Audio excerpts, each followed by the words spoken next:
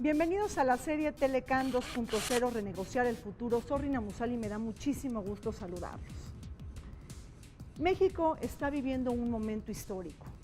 Estamos renegociando el Telecán, el tratado más importante de México con el mundo, en aras de actualizarlo y modernizarlo a petición de la furia populista, proteccionista y nativista que pregona Donald Trump desde la Casa Blanca. En esta serie les llevamos hasta sus pantallas los antecedentes históricos del Telecán, los sectores ganadores y perdedores, sus éxitos y sus fallas, las rondas negociadoras, los tiempos políticos en los tres países, así como la inclusión de los nuevos temas. Y es que en la primera ronda negociadora en Washington se instalaron 28 mesas de trabajo y se dieron los principales posicionamientos de los tres países principales. No olvidemos que la próxima ronda de negociación se llevará a cabo en la Ciudad de México en los primeros días de septiembre. El día de hoy les presentamos un juego de entrevistas con funcionarios, negociadores, decisores y activistas para centrar nuestra atención en el arranque del proceso negociador, en sus resultados, así como en las áreas de oportunidad que pueden llegar a mejorar y actualizar este tratado. Acompáñanos.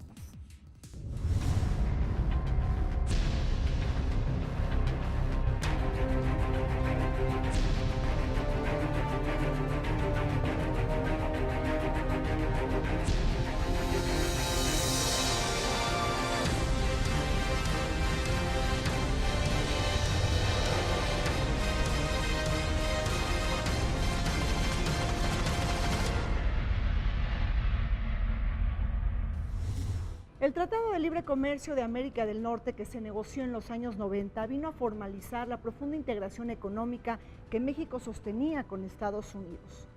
El tratado más importante de México con el mundo, nuestro principal socio comercial, la frontera más grande y la primera diáspora de mexicanos en el exterior. El precedente más importante que teníamos era la entrada de España al mercado común europeo con Felipe González. Y esto era algo que sorprendía bastante, porque un socialista, un tipo espléndido como Felipe González, demócrata, pero ciertamente de centro izquierda, decía: Europa no termina en los Pirineos. España somos parte integral de Europa y queremos ser parte de Europa. Esto fue un antecedente importante. Y el otro fue, nuestros vecinos hicieron un tratado de libre comercio con Canadá 4 años antes del NAFTA. Entonces teníamos precedentes, todo lo que estaba sucediendo en Europa, y sobre todo con España, que era el miembro más débil, más pequeño, más subdesarrollado en relación a Alemania o a Francia o a Inglaterra, pero también recibieron las tropas extranjeras. Ojo, ¿no es cierto? Porque era un tratado muy distinto. Bien, entonces nosotros lo que queríamos era que fuera estrictamente comercio y inversión. Y dijimos, nosotros no queremos meternos en otras áreas, no al inicio por lo menos, ya vendrán otras generaciones que sabrán su circunstancia mejor y podrán tomar esas decisiones.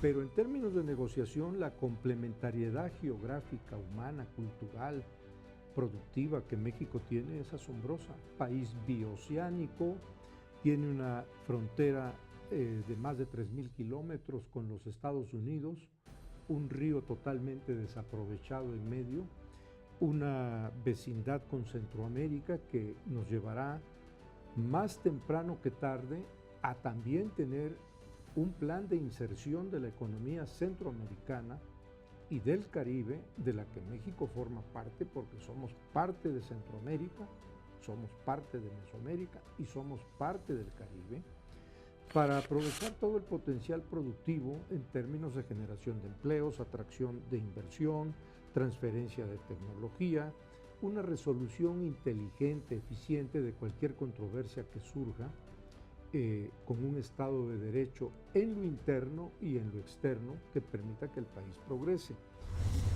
La relación México-Estados Unidos en ese momento era pequeñita. No teníamos los aliados que hoy tenemos.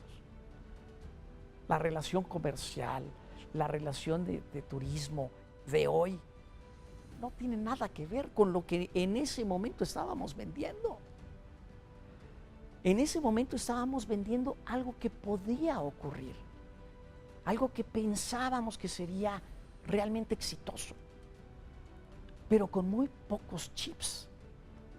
No teníamos mucho, más allá de decir, si las cosas salen bien, esto puede ocurrir.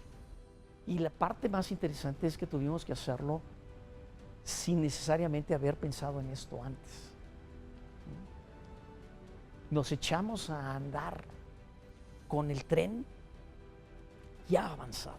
Tuvimos que alcanzarlo, tuvimos que decir, wow, ¿y ahora qué, cómo hacemos? En su momento fue algo totalmente novedoso, fue un cambio radical.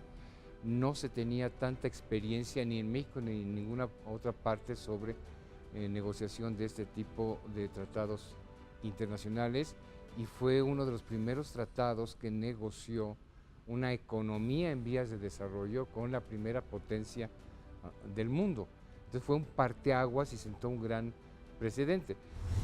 América del Norte se convirtió en uno de los bloques comerciales más ambiciosos y grandes del mundo en términos de área, de población y de tamaño de economías. Actualmente representa el 16% del comercio global, el 28% del PIB mundial, así como el 14% de los flujos de inversión extranjera.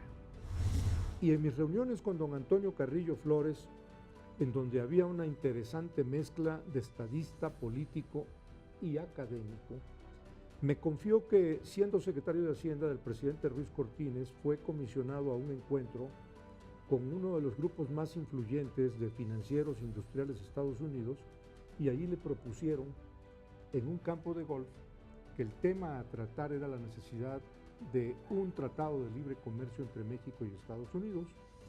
Y ganando unos segundos de tiempo, me dijo don Antonio Carrillo Flores, tomó un bastón de golf, lo midió y les dijo, tienen toda la razón. México y Estados Unidos necesitan reglas, generar confianza, estabilidad, hacer valer más a sus empresas que cotizan en las bolsas de valores mediante un tratado que dé estabilidad y confianza, pero aquí hay un problema. No me han dicho cuántos golpes de ventaja voy a llevar en el juego, ni nos han dicho cuántos strokes de ventaja le van a dar a la economía mexicana, porque ustedes no habrán de esperar que México entre a jugar al mismo nivel y con el mismo hándicap que tiene la economía de Estados Unidos. América del Norte hoy en día es mucho más competitiva de lo que era antes. Nunca ha sido tan competitiva la región de América del Norte como lo es hoy. Es un poco la gran ironía de todo el discurso de Donald Trump en Estados Unidos, es que Estados Unidos en este momento es probablemente, con México y Canadá, la región más competitiva del mundo en manufactura. O sea, hoy en día América del Norte es competitivo con respecto a China. Hace 15, 20 años, en México perdíamos plantas con China. Hace 7, 8 años empezamos a perder plantas con Estados Unidos. O sea, se empezaron a abrir plantas de manufactura, donde México es una potencia, que en lugar de abrirse en México se abrían en Estados Unidos, y se abrían en Estados Unidos por la revolución energética que había en ese país, con el gas de esquisto y otros cambios que hubo, que hicieron de la energía altamente competitiva. Y muchas de las plantas que se habían ido a Asia empezaron a regresar a América del Norte, mayoritariamente Estados Unidos, pero México obviamente queremos competir por esas plantas para que también escojan México. Y hoy en día están escogiendo México y Estados Unidos. La inversión se ha multiplicado por 5 y el comercio exterior por 6 veces. Entonces, obviamente, el promedio es francamente estupendo, ¿no es cierto? Y es uno de las cosas que más sorprende. Por una parte, México se abrió al comercio internacional, empezó a abrirse al mundo, pero por otra parte hay muchas cosas que se dejaron de hacer también. Una política de estrategia de desarrollo industrial, por ejemplo, una política de apoyo al mercado interno, de infraestructura, todo eso era complementario, sin embargo esa parte creo que nos faltó.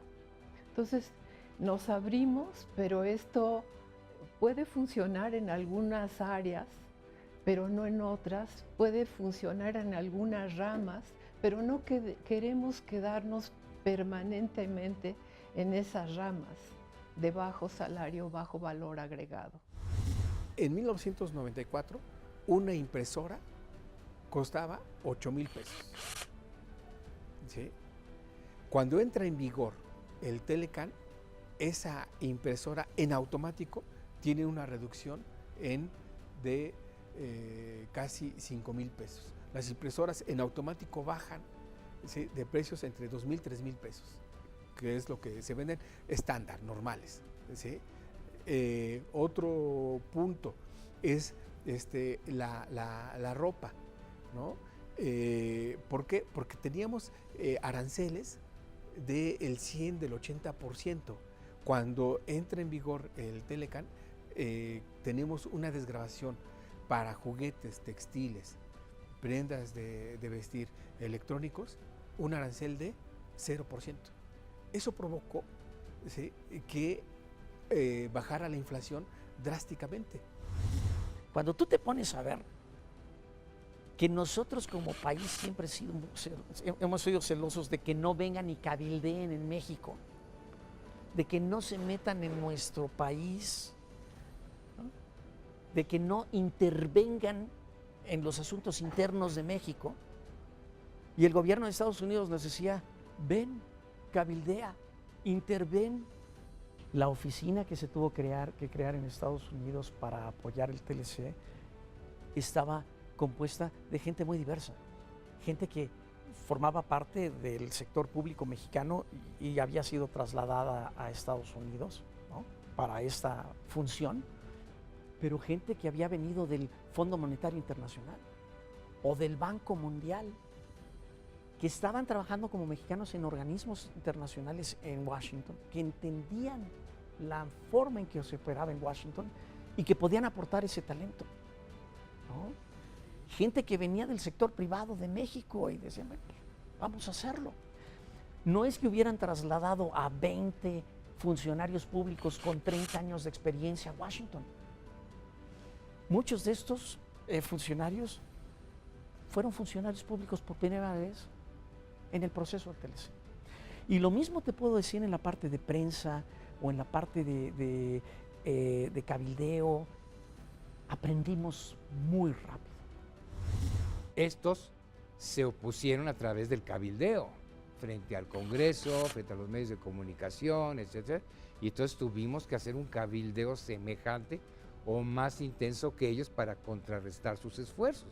Y ahí fue que, pues, no solo la embajada, era de tal magnitud el esfuerzo de cabildeo que pues no se daba abasto y era imposible que la embajada o la oficina de negociaciones comerciales que SECOFI creó como parte de la embajada, sino pues se tuvo que contratar un gran número, una cantidad de cabildeos profesionales americanos que conocían bien el ambiente, etcétera, etcétera. Entonces, se formó pues lo que se llamó una armada de cabildeos que pues fue indispensable hacerlo, si no, no hubiera pasado, no hubiera sido aprobado el tratado.